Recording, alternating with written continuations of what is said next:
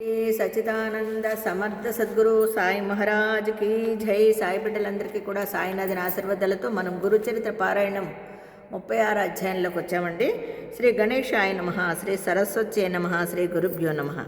ప్రస్తావనకు వెళ్తామండి. క్రిందటి అధ్యాయాలలో సూచించినట్టు సద్గురు భక్తులను ఆయన మహిమ చేత రక్షించడమే కాక అందులో భాగంగా బోధను కూడా అనుగ్రహించి ధర్మ మోక్షాన్ముఖులను చేస్తాడు.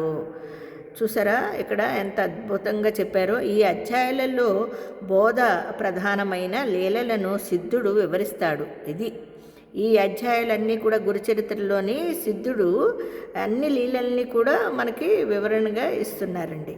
ఒక్కొక్కప్పుడు మానవులు పరస్పర విరుద్ధమైన ధర్మాల మధ్య చిక్కుతారు. ఒక్కొక్కప్పుడు అంతే కదండి, మనము పరస్పరమైన విరుద్ధమైన ధర్మాల మధ్య చిక్కుపోతాం.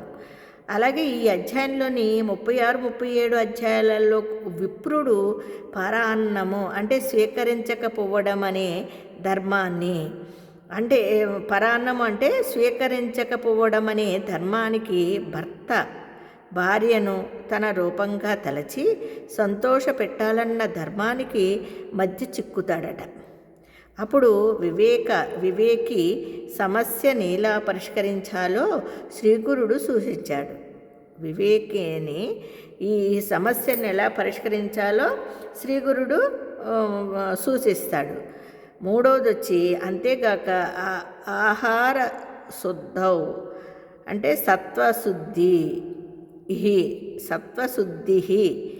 ఆహార శుద్ధి వలన సత్వశుద్ధి కలుగుతుంది అని శాస్త్రము. సత్వశుద్ధి లోపిస్తే యజ్ఞదాన తపః అంటే కర్మలు వ్యర్థమవుతాయని భగవద్గీత వాక్యము.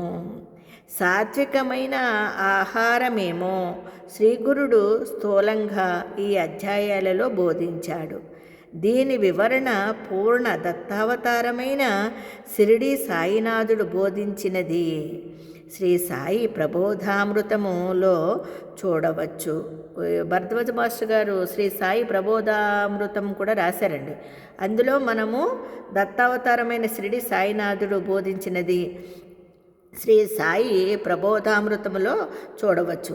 ఆ వివరణ హర్షమని సదాచారమని ధ్రువపరిచే అంశాలను శ్రీ స్వామి సమర్థ అంటే మాణిక్య ప్రభువు మొదలైన సద్గురువుల చరిత్రలలో చూడవచ్చండి. ఇదండి మనము ప్రస్తావనలో తెలుసుకున్నాం కదా. జై గురుదత్త, శ్రీ గురుదత్త. మరి రేపొద్దున కథారంభంలోకి వెళదామండి.